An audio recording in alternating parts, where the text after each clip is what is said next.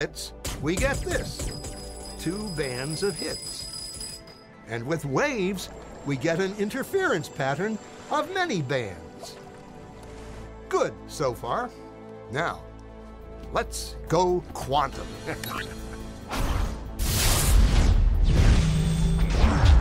An electron is a tiny, tiny bit of matter, like a tiny marble. Let's fire a stream through one slit. It behaves just like the marble, a single band. So, if we shoot these tiny bits through 2 slits, we should get, like the marbles, 2 bands. What? An interference pattern. We fired electrons, tiny bits of matter through. But we get a pattern like waves, not like little marbles. How?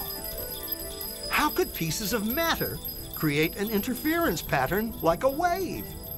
It doesn't make sense. But physicists are clever. They thought, maybe those little balls are bouncing off each other and creating that pattern. So they decide to shoot electrons through one at a time. There is no way they could interfere with each other. But after an hour of this, the same interference pattern is seen to emerge.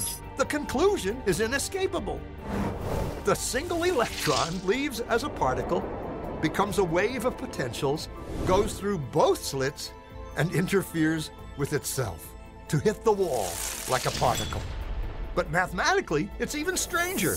It goes through both slits, and it goes through neither. And it goes through just one, and it goes through just the other.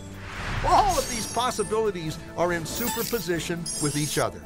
But physicists were completely baffled by this. So they decided to peek and see which slit it actually goes through.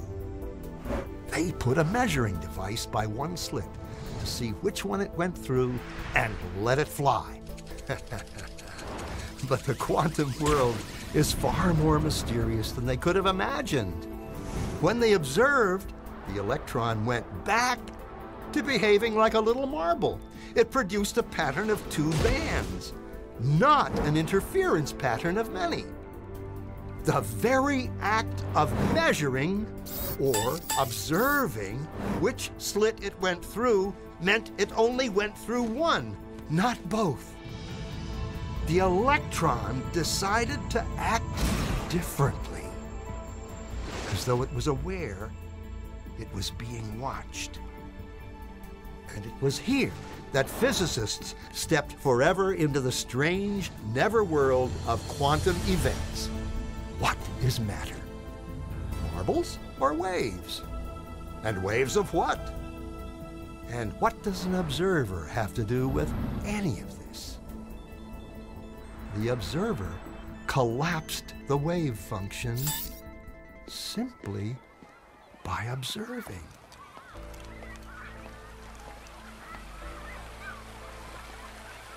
We are always the observer.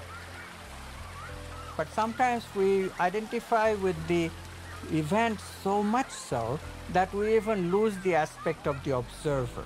That's why the materialist gets totally lost and thinks that we could do without the observer. The physics data tells us that, that an object itself is really a simplification for what we call out there. One is particularly when we're looking at atomic and subatomic particles, or atomic and subatomic matter in any form.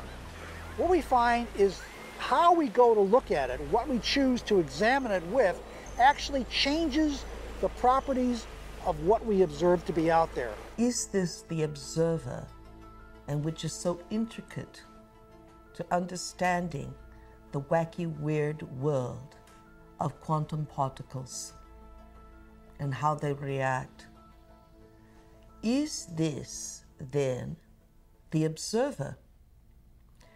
And even though we cannot have a quantum field without the observation of scientists who have gone there, who have uncovered it, layer after layer after layer, they're all observers. But not one of them agree conclusively on all points in the field because they are perceiving the field mathematically from different angles of perception. We don't know in quantum mechanics how to hook ourselves as observers up with the world. We don't know how to treat ourselves as observers as just another part of the physical system that we're describing.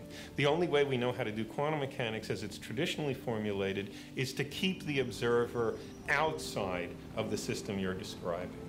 The minute you put him in, you get all these paradoxes. And we're forced to say things in quantum mechanics like, look, the book is doing what it's doing because of quantum mechanics, and I see that because I'm there and I see it, and you better not try to analyze that second part of the sentence in terms of applying quantum mechanics to it because it's going to break down. That's why there are these two separate laws of the evolutions of physical systems. One that applies when you're not looking at them, the other that applies when you are. But that's crazy. There's no way that we're ever going to mathematize or put into mathematical formula this very act in which a conscious observer comes up with the answer. People say, oh, the measuring instruments, the recorder records it, and there it is. It's on the tape. It's recorded. You forgot one part of the equation.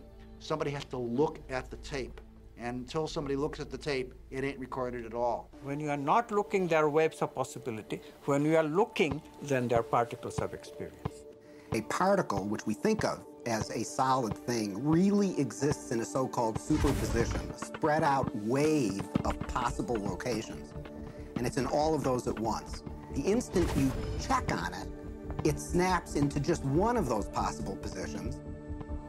It's easy to generate situations where the equations of motion will predict that, say, the wave function, the psi of a certain basketball, is uniformly distributed all over the basketball court. We don't have any idea what a state like that would look like. According to the law of quantum mechanics, that's supposed to be a state in which it fails to make any sense even to ask the question, where is the basketball? That is, according to the law of quantum mechanics, asking the question, where is a basketball whose psi is uniformly distributed over a whole basketball court, is the logical equivalent of asking about, say, the marital status of the number 5. Okay? It's not that you don't know the answer, you don't happen to know whether the number 5 is married or a bachelor. It's that the question somehow is radically inappropriate in the first place. The number 5 doesn't have a marital status, there's nothing there to ask about, and similarly, a basketball whose wave function was uniformly distributed over the entire basketball court would not have a position that could even coherently be asked about. Now, the crux of the measurement problem is precisely that. Although the Schrödinger equation predicts under certain circumstances which we basically know how to reproduce in the laboratory, that basketballs should go into states like that.